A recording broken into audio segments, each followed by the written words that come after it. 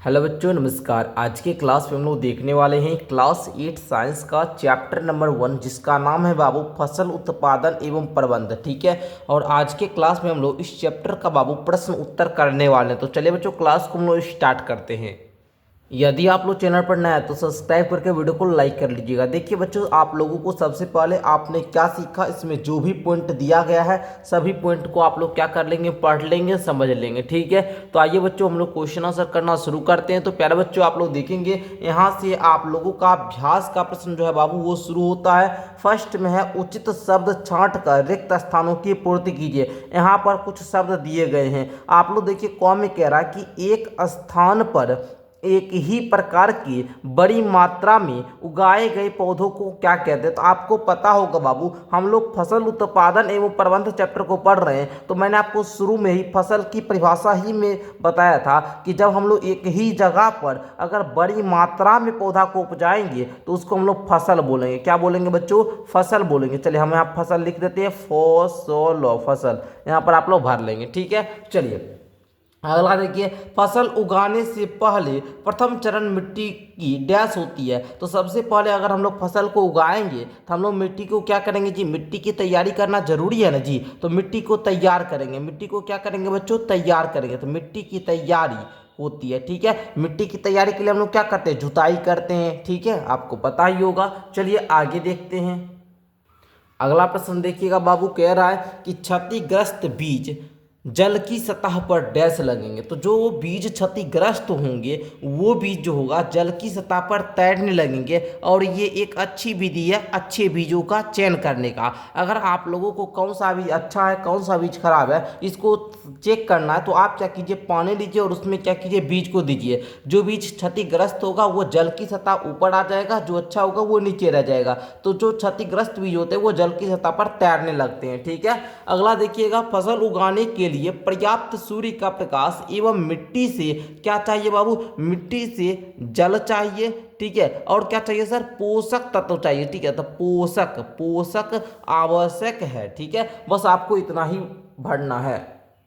I hope कि आपका first question clear हो चुका होगा। ये सेकंड क्वेश्चन को हम लोग देखते हैं। सेकंड क्वेश्चन है, कॉलम ए में दिए गए शब्दों का मिलान कॉलम बी से कीजिए। ठीक है। देखिएगा बाबू, खरीफ फसल, तो मैंने आपको बताया खरीफ फसल क्या होता है बाबू, वैसा फसल जिसे वर्षा ऋतु में लगाते हैं, इसमें पानी की आवश्यकता अधिक होती है। तो ऐसा आपको कौन सा हो जाएगा बाबू? धान मक्का। धान मक्का को हम लोग क्या करते हैं? खरीफ फसल, इसको हम लोग वर्षा ऋतु में बोते हैं। ठीक है। चलिए आगे देखिएगा, रबी फसल, तो रबी फसल को क्या शीत ऋतु में बोया जाता है। ठीक है। जैसे में आपका गेहूं हो गया, चना हो गया, मटर हो गया। याद रखिएगा, ऑब्जेक्टिव क्वेश्चन में पूछता है गेहूं कौन सा फसल है? रबी। चना कौन सा फसल है? रबी। मटर कौन सा फसल है? रबी फसल। धान कौन सा फसल है? खरीफ फसल। ये सब क्वेश्चन पूछा जाता है। ठीक है। अब देखिए बाबू, रासायनिक उर्वरक क्या हो जाएंगे? तो रासायनिक उर्वरक जो कारखाने में तैयार किए जाते हैं। ठीक है। जैसे यूरिया हो गया, सुपर फास्फेट हो गया, पोटेशियम हो गया, ये सब बोलिएगा। ठीक है। कार्बनिक खाद क्या आ जाता है बाबू? पशु अपशिष्ट, गोबर मूत्र एवं पादप अवशेष। तो ये आप लोग बोल दीजिएगा। ठीक है। चलिए हो गया ना। तो इस प्रकार आप लोग क्या कीजिएगा, मिलान कर लीजिएगा। ठीक है। तो सेकंड क्वेश्चन जो आपका मिलान करने वाला था इसको भी आपने क्लियर किया। अगला देखिएगा बाबू, तीसरा प्रश्न कह रहा है निम्न के दो दो उदाहरण देना है खरीफ फसल। तो खरीफ फसल अभी आप लोगों ने मिलाया भी, धान एवं मक्का। तो आप लोग यहाँ पर लिख लीजिएगा धान एवं एवं मक्का। ठीक है। धान एवं मक्का। ठीक है। अगला है रबी फसल। रबी फसल में आप लोग क्या बोल दीजिएगा? गेहूं। ठीक है। गेहूं बोल दीजिएगा बाबू। और आप लोग चना बोल सकते हैं। ठीक है। गेहूं, चना और मटर। ठीक है। जो कि यहाँ पर दिया ही गया है, आप लोग देखकर भी लिख सकते हैं। ठीक है। अगला देखिएगा, 4 में कह रहा है कि निम्न पर अपने शब्दों में एक एक पैराग्राफ लिखिए। मतलब जैसे मिट्टी तैयार करना है, इस पर थोड़ा सा आपको 4-5 लाइन में इसको समझाना होगा। जैसे बुआई है, इसको भी 4-5 लाइन में समझाना होगा। तो चलिए बच्चों, हम लोग समझ लेते हैं किस प्रकार से लिखना होगा। चलिए तो बच्चों, आप लोग लिखिएगा मिट्टी तैयार करना, ये पॉइंट देकर लिखिएगा कि फसल उगाने से पहले मिट्टी की जो तैयारी है बाबू वो आवश्यक है। अगर हम लोग फसल को अच्छे तरीका से उगाना चाहते हैं तो हमको मिट्टी की तैयारी करना आवश्यक होगा। मिट्टी की तैयारी कैसे करेंगे? तो मिट्टी में जुताई, मिट्टी को क्या करेंगे? जुताई करवाएंगे, जिससे क्या होगा, मिट्टी को पलटना या इसे पोला बनाना कृषि का क्या है जी, महत्वपूर्ण कार्य है। ठीक है। इससे जड़ें जो होती है, जो जड़ होगा वो भूमि में गहराई तक जाएगी, और जब ये जड़ भूमि के गहराई तक जाएगी तो गहराई में धंसी जड़ें भी आसानी से क्या करेगी, शोषण कर पाती है। तो बच्चों आप लोग समझ गए ना बाबू, मिट्टी को तैयार करना होगा और मिट्टी की तैयार करने के लिए हम लोग क्या करते जी, जुताई करते हैं। ठीक है, आपके एग्जाम में क्वेश्चन भी पूछा जाता है जुताई किसे कहते हैं, तो मिट्टी को उलटना पुलटना ही जुताई कहलाता है। ठीक है बच्चों, चलिए अगला आप लोग का सेकंड बोल रहा था बुआई पर एक पैराग्राफ लिखे। तो बुआई पे क्या लिखिएगा, मिट्टी में सर अगर हम बीज डालते हैं, बुआई करते मतलब क्या, बीज डाल देंगे कि प्रक्रिया जो होगी इसी को बुआई कहते हैं, या जो फसल उत्पादन का महत्वपूर्ण चरण है। मान लीजिए अगर हमारा खेत है, अगर हम उसमें क्या कर बीजे नहीं डालेंगे तो फसल उपजेगा नहीं उपजेगा सर। इसमें किसान क्या करता है, अच्छी गुणवत्ता एवं अधिक उपज देने वाले साफ बीजों का चयन करता है। अच्छा बीज डालेगा तभी तो अच्छा पौधा होगा, और अच्छा पौधा होगा तो अच्छा उत्पादन भी होगा। इसीलिए किसान लोग क्या करते जी, अच्छे बीजों का, गुणवत्तापूर्ण बीजों का क्या करते हैं, चयन करते हैं। और बीज को बोने के लिए एक मशीन का भी प्रयोग किया जाता है जिसको हम लोग सीड ड्रिल बोलते हैं, और एग्जाम में ये काफ़ी ज़्यादा क्वेश्चन भी पूछा जाता है कि बीज बोने के लिए कौन सा मशीन का प्रयोग किया जाता है, तो आप लोग बोलेंगे सीड ड्रिल का। चलिए अगला देखते हैं हम लोग। इसी प्रकार देखेंगे आपको निराई पर एक पैराग्राफ लिखना है। तो चलिए बच्चों आप लोग लिखिएगा, यहाँ पर जल्दी से लिखना शुरू कीजिएगा। निराई पर क्या लिखिएगा कि फसल के साथ क्या होता है सर, फसल के साथ कुछ अवांछित पौधा जिसको हमको जरूरत नहीं होता है वैसा पौधा भी उग जाता है, जिसे हम लोग खरपतवार बोलते हैं। क्या बोलते हैं बच्चों, खरपतवार। पूछा भी जाता है कि फसल के साथ जो अवांछित पौधे उग जाते थे क्या बोलते हैं, तो खरपतवार बोलते हैं। और इस खरपतवार को जो हटाते, आम भाषा में, ग्रामीण में, गांव वगैरह में क्या बोला जाता है, जंगल झाड़। उसको क्या बोला जाता है बाबू, जंगल झाड़ बोला जाता है। आप लोग के पापा बोलते होंगे या दादाजी होंगे तो खेती करते होंगे तो बोलते होंगे कि खेत में बहुत जंगल भया गए, नहीं बोलते हैं कि नहीं बोलते हैं, बोलते होंगे। तो इस खरपतवार हटाने की जो सर प्रक्रिया है उसी को निराई बोलते हैं। और आमतौर पर आप लोग देखिएगा इसको हटाने के लिए कमठौनी क्या किया जाता है, बोलता नहीं है कि चलो खेत को भाई कमाना पड़ेगा, नहीं जी। तो वहाँ पर क्या किया जाता है, खुरपी, आप लोग देखे होंगे खुरपी का प्रयोग किया जाता है, या हैरों की सहायता से क्या करते हैं जी, खरपतवार को हटाते हैं। या फिर हम लोग कुछ रसायन का प्रयोग करते हैं जैसे 2,4-D। ठीक है, ये सब रसायन का नाम है। ठीक है, ये सब आपका रसायन हो गया, ये सब आपका क्या हुआ, रसायन हुआ। इसका प्रयोग करके फसलों की सुरक्षा करते हैं, यानी खरपतवार को ये नष्ट करने वाले कीटनाशक दवाई है। ये सब क्या है बाबू, कीटनाशक दवाई है। ठीक है, चलिए तो आप लोग समझ गए निराई क्या होता है सर, फसल के साथ कुछ अवांछित पौधा उग जाता है जिसको हमको जरूरत नहीं होता है, तो उस अवांछित पौधा को हटाने के लिए जिस प्रक्रिया की उपयोग की जाती है उसी प्रक्रिया को हम लोग निराई बोलते हैं। इस निराई प्रक्रिया को करने के लिए किसान क्या करता है, खुरपी हैरों की सहायता से क्या करता है, प्रयोग करता है, या फिर रसायन खाद मतलब कीटनाशक का भी प्रयोग करता है। ठीक है, चलिए आगे बढ़िएगा प्यारे बच्चों। अगला आप लोगों का है प्यारे बच्चों यहाँ पर थ्रेसिंग। थ्रेसिंग पर अब थोड़ा सा आपको पॉइंट बना के लिखना है। तो आप लोग लिखिएगा बाबू कि काटी गई फसल से बीजों या दानों को भूसे से अलग करने की प्रक्रिया को थ्रेसिंग कहते हैं। आप लोग जानते होंगे। अब भैया हम लोग क्या करते हैं, गेहूं को क्या कि गेहूं की फसल उपजा, उसको हम लोग काट लिए। काट लेने के बाद क्या होता है कि हमको क्या चाहिए, उससे दाना चाहिए। दाना जब चाहिए तो सर हम क्या करेंगे जी, उसको दौनी करवाते हैं थ्रेसर से। थ्रेसर मशीन होता है, आप लोग गाँव में देखे हुए होंगे। थ्रेसर मशीन से क्या करते हैं, दौनी करवाते हैं, उसी को हम लोग थ्रेसिंग इंग्लिश में बोलते हैं। ठीक है, जब भूसा को उससे क्या होता है, भूसा अलग हो जाता है और हमारा जो गेहूं का दाना है, गेहूं का जो बीज है ये अलग हो जाता है। तो इसको जो अलग करने की जो प्रक्रिया है बाबू, इसी को हम लोग थ्रेसिंग बोलते हैं। या कार्य कॉम्बाइन मशीन से किया जाता है, जो वास्तव में हार्वेस्टर और थ्रेसर का संयुक्त रूप है। हार्वेस्टर क्या होता है आपको पता ही होगा, कटाई यंत्र है हार्वेस्टर, जो काटने का भी काम करता है। थ्रेसर, ठीक है, और जो ये कॉम्बाइन मशीन है ये काट कर और हमारा दौनी कर देता है, इसीलिए हम लोग क्या बोलते हैं, कॉम्बाइन मशीन इसको बोलते हैं। ठीक है, समझ गए बाबू। हार्वेस्टर पूछा भी जाता है, कटाई यंत्र है। क्या पूछा जाता है बाबू एग्जाम में क्वेश्चन, कटाई यंत्र है, तो आप लोग बोलिएगा हार्वेस्टर। ठीक है बाबू, चलिए तो इस प्रकार आप लोग थ्रेसिंग पर भी कुछ पॉइंट बना के लिख देंगे। ठीक है, चलिए अगला देखिएगा। 5 नंबर क्वेश्चन कह रहा है कि स्पष्ट कीजिए कि उर्वरक जो है ये खाद से किस प्रकार भिन्न है। मतलब उर्वरक और खाद में आपको अंतर बताना है। तो आप लोग लिखिएगा उर्वरक और खाद, इस प्रकार से कॉलम बनाइएगा। पहला अंतर लिखिएगा, उर्वरक एक मानव निर्मित लवण है।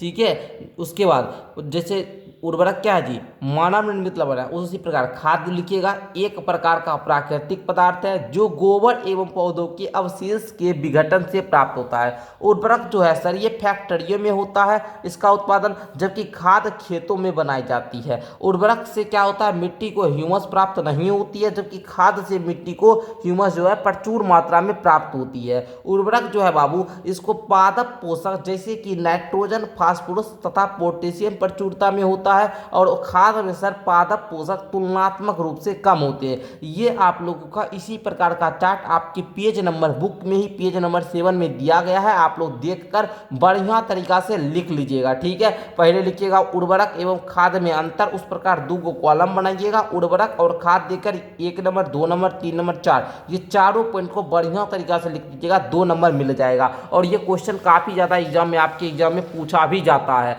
चलिए अगला प्रश्न प्यारे बच्चों देखेंगे, यहाँ पर क्या है, सिंचाई किसे कहते हैं, जल संरक्षित करने वाली सिंचाई की 2 विधियों का वर्णन करें।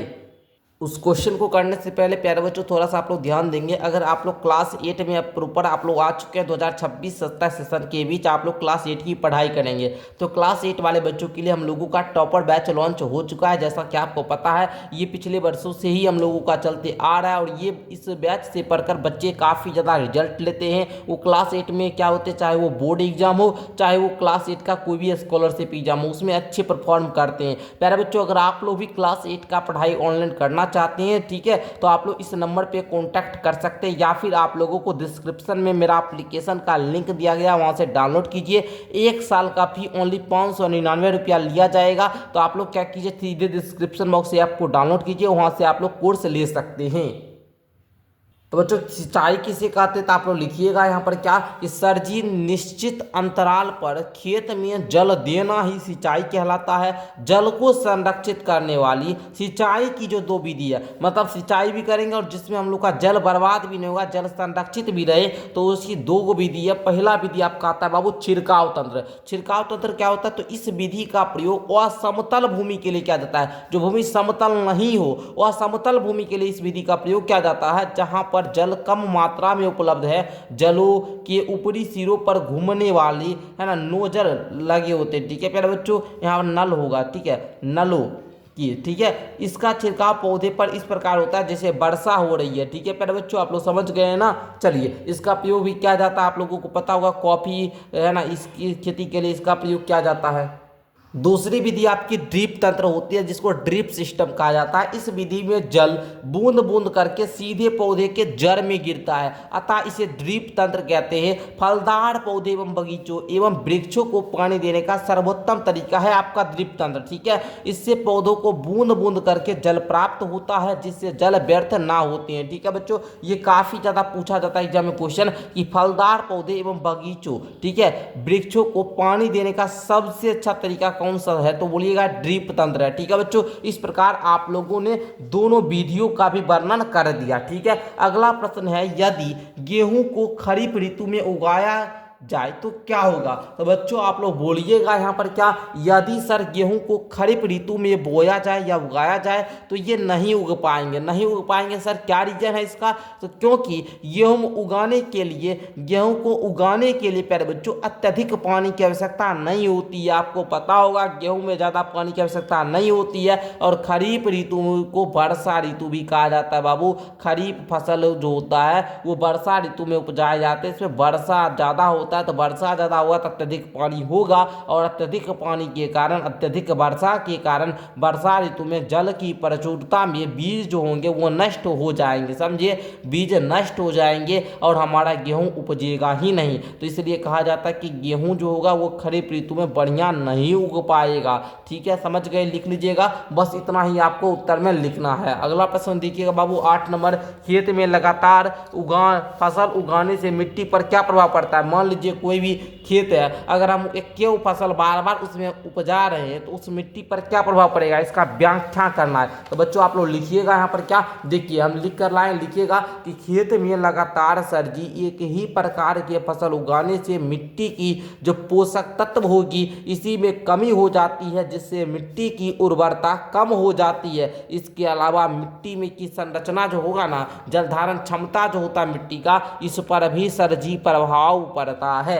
समझ गए बाबू, क्या क्या होगा, तो एक ही प्रकार का अगर हम लोग मिट्टी में एक ही प्रकार का फसल अगर हम लोग मिट्टी में उपजाएंगे तो मिट्टी में पोषक तत्व की कमी हो जाएगी, उर्वरता कम हो जाएगा। इसके अलावा सर मिट्टी की संरचना हो या जल धारण क्षमता हो, इस पर भी इफेक्ट पड़ेगा। समझ गए ना आसान भाषा में। अगला प्रश्न देखिएगा, यहाँ पर क्या है जी, खरपतवार क्या है, हम उसका नियंत्रण कैसे कर सकते हैं। अभी तुरंत हम खरपतवार के बारे में चर्चा किए थे, आपको पता होगा इसी क्लास में बताए थे ना जी। अगर खेत में क्या होता है कि खेत में फसल के साथ कुछ अवांछित पौधा उग जाता है जिसको हम लोग खरपतवार बोलते हैं। इस खरपतवार का जरूरत हमको नहीं होता है, ये वैसे पौधा होता है जो अपने आप उग जाता है। आप लोग देखे हुए होंगे भांग को, है ना, ये सब भांग होगा मीठा, आप लोग देखे हुए होंगे, है ना, खट्टी मिट्टी उसको बोला जाता है, गाँव वगैरह में तो वही बोलते हैं खट्टी मिट्टी। ये सब क्या होता है, अपने आप उपज जाता है, इसका जरूरत लोग किसान लोग को नहीं होता है, तो उसको हम लोग खरपतवार बोलते हैं। आम भाषा में जंगल झाड़ बोला जाता है। इसका नियंत्रण किसान विभिन्न तरीका से करता है। पहला तो निराई भैया, या विधि हाथों से या औजारों से खरपतवार निकालने की है। दूसरा सर रसायन का प्रयोग करता है, खेतों में रसायन का छिड़काव किया जाता है जिससे खरपतवार मर जाते हैं परंतु फसल को कोई हानि नहीं होती है। आपको पता होगा कीटनाशक दवाई का लोग प्रयोग करते हैं जिसको स्प्रे बोला जाता है, स्प्रे लोग करते हैं नहीं जी, आपको पता होगा, ठीक है। चलिए, तो इस प्रकार प्यारे बच्चों क्वेश्चन नंबर 9 का उत्तर आप लोग लिख लीजिएगा। बहुत ही ज़्यादा सटीक शब्दों में, आसान शब्दों में हम देने का प्रयास किए, और जो बच्चा बैच ज्वाइन करना चाहता है इस नंबर पे आप लोग मैसेज कर लीजिएगा, ठीक है। चलिए अगला प्रश्न देखिएगा, 10 नंबर बाबू क्या है कि निम्न बॉक्स को सही क्रम में इस प्रकार लगाइए कि गन्ने की फसल को रेखा चित्र तैयार कीजिए। मान लीजिए यहाँ देखिए, फसल को चीनी मिल में भेजना, सिंचाई, कटाई, बुआई, मिट्टी तैयार करना, खेत की जुताई करना, खाद देना। हमको गन्ना का फसल उगाना है तो हम सबसे पहले क्या करेंगे, तो भैया सबसे पहले जो आप कीजिएगा वो क्या कीजिएगा, मिट्टी को तैयार कीजिएगा जी। बताइए सबसे पहले हम लोग क्या करेंगे बच्चों, बताइए।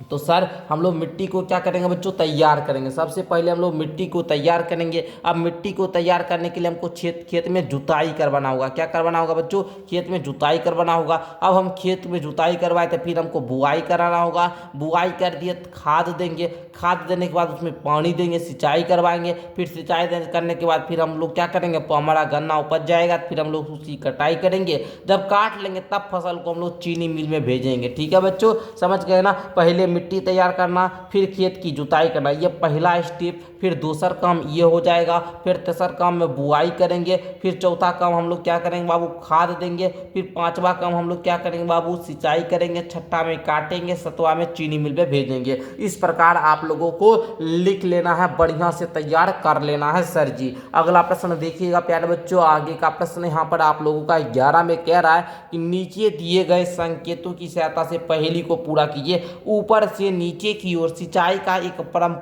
पारंपरिक तरीका 1 नंबर है, तो 1 नंबर में यहाँ पाइएगा ऊपर से नीचे की ओर रहट हो जाएगा, रो हॉट रहट, ठीक है बाबू, यहाँ पर लिख देते हैं रो हॉट। बड़े पैमाने पर, ठीक है, पालतू पशुओं की उचित देखभाल करना। तो दूसरा आपका क्या हो जाएगा, पशुपालन। इसको हम लोग क्या बोलते हैं जी, पशुपालन बोलते हैं। यहाँ पर आप लोग लिख लीजिएगा पशुपालन, ठीक है, पशुपालन, ठीक है। चलिए उसी प्रकार है फसल जिन्हें वर्षा ऋतु में बोया जाता है। ऊपर से नीचे देखना है, वर्षा ऋतु में सर हम लोग खरीफ फसल को बोते हैं। किस फसल को भैया, खरीफ फसल को, ठीक है। किस फसल को, यहाँ पर लिख देते हैं खरीफ फसल को, ठीक है। चलिए फसल पक जाने के बाद काटना। फसल पक जाने के बाद जो हम लोग उसको करते हैं वो क्या करते हैं जी, कटाई करते हैं। क्या करते हैं सर, कटाई करते हैं। तो बच्चा 6 नंबर में यहाँ पर देख लेना, यहाँ पर लिखोगे को ई तो लिखा ही है, कटाई हो गया ना। अगला देखना, ये बाईं से दाएं, अब बाईं से दाएं की ओर चलेंगे। कहता है शीत ऋतु में उगाई जाने वाली फसल, तो उसको हम लोग रबी फसल बोलते हैं। क्या बोलते हैं बच्चों, रबी फसल। तो यहाँ पर हो जाएगा रबी फसल। उसके बाद एक ही किस्म के पौधे जो बड़े पैमाने पर उगाए जाते हैं उसको हम लोग फसल बोलते हैं सर जी। तो यहाँ पर फसल हो जाएगा। रासायनिक पदार्थ जो पौधे को पोषक प्रदान करता है तो उसको हम लोग उर्वरक बोलते हैं। क्या बोलते हैं सर जी, उर्वरक बोलते हैं। यहाँ पर उर्वरक हो जाएगा। खरपतवार हटाने की प्रक्रिया को हम लोग निराई बोलते हैं। क्या बोलते हैं बच्चों, निराई बोलते हैं। 7 नंबर खोजिए, कहाँ पर है जी, निराई, यहाँ पर नीराई। ठीक है, चलिए तो इस प्रकार आज के क्लास में हम लोगों ने क्या किया, क्लास 8 साइंस का चैप्टर 1 का सभी प्रश्न उत्तर कर लिए। प्यारे बच्चों, अगर साइंस का नोट्स भी लेना चाहते हैं तो इस नंबर पे आप लोग क्या कीजिएगा, कॉन्टैक्ट कर लीजिएगा। मिलते हैं अगले क्लास के साथ, तब तक के लिए बहुत बहुत धन्यवाद। हम लोगों का जो ये चैप्टर है इसको भी एप्लीकेशन पर पढ़ाया जा रहा है, तो आप लोग पढ़ना चाहते हैं तो एप्लीकेशन को जरूर डाउनलोड कीजिए। पूरे क्लास को अंत तक देखने के लिए बहुत बहुत धन्यवाद आप सभी बच्चों का।